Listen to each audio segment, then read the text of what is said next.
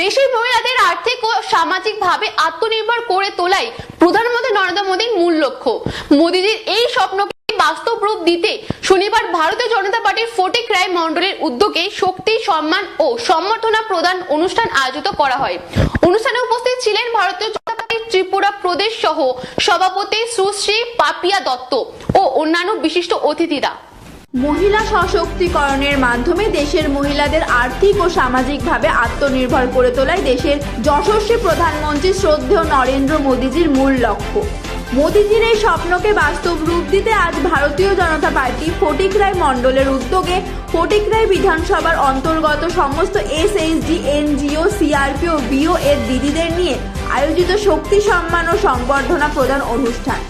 উক্ত অনুষ্ঠানে উপস্থিত ছিলেন ভারতীয় জনতা পার্টি ত্রিপুরা প্রদেশ সহ সভাপতি পাপিয়া দত্ত মহাশয়া ও অন্যান্য বিশিষ্ট অতিথিরা।